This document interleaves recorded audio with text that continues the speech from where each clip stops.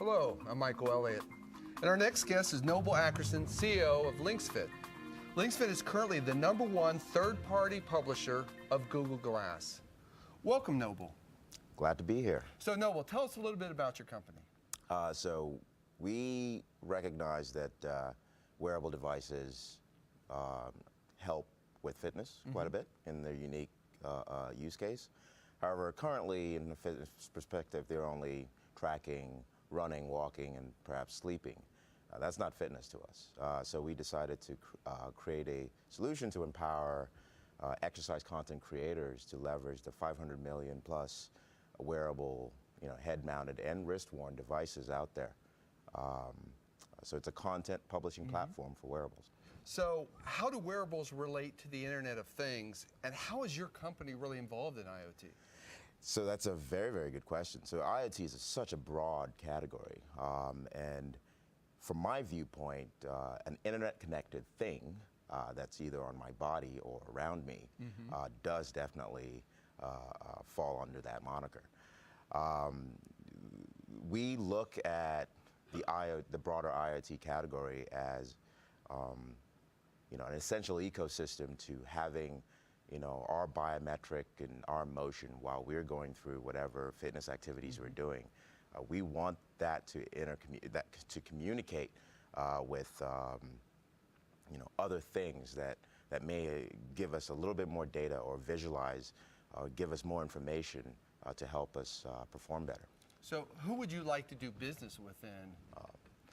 So in our space, we specifically target trainers, fitness trainers and gyms and the like. Luckily for us, the industry is moving towards having connected gyms as well. So you have rehab machines or bench press machines or Nordic tracks that are all internet connected at this point. One thing that is missing though is getting motion information is a little bit more accurate when the tracker or the sensor is on the person, is on the body.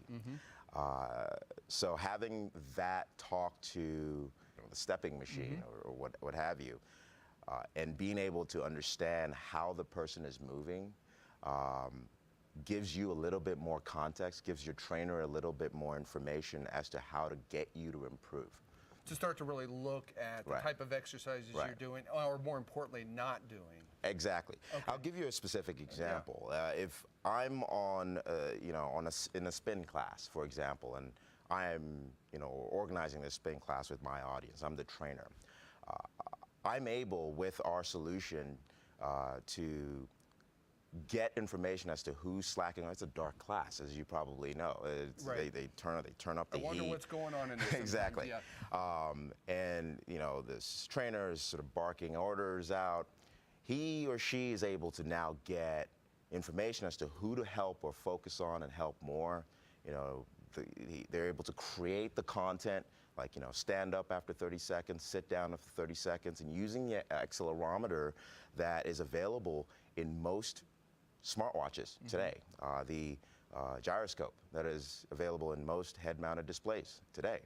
You are able to then know that when I bark the order, now stand and spin, 100 or 90% of the class stood and kept on riding, but that 10% really kept sitting down and slowing down. So let's help those guys.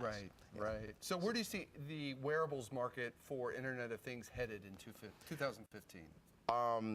In the short term, 2015, unfortunately, my personal opinion is that the infrastructure is very fragmented, meaning there are certain protocols and networks and underlying topology that hasn't really found a common standard. There are multiple standards competing. There are going to be major players entering the foray. Apple with HomeKit and HealthKit, and HomeKit being for the IoT on the connected life type of category, and HealthKit on the connected wearable kind of category. Every one of these manufacturers are playing in their own ecosystems. And there isn't, at least in the short term, I don't foresee a common solution that helps the individual to play across the different ecosystems. Okay. And that's going to be a problem, in my opinion. So, final question for you, and why around the Internet of Things, is that such an important technology trend going forward?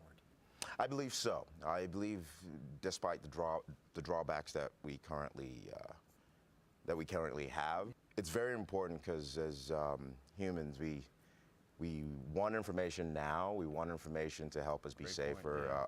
point, It's sort of an inherent feature, and having the power and the vast access to, the internet, and be able to quantify certain bits of information, and having that talk to things around us makes for Probably enriches our lives and enriches what people can do as they interact with right. us as well. I can sort of walk, in our case, I can walk into a gym and it knows that I'm about to check into the powerlifting area or the cardio area, and it knows that I'm there. If I want to opt into that,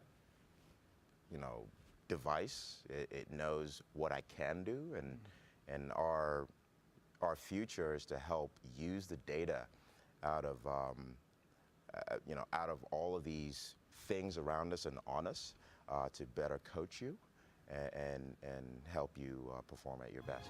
Excellent. Well, Noble, thank you very much for joining us today. We greatly appreciate your time. Glad to be here, and thank you for the opportunity.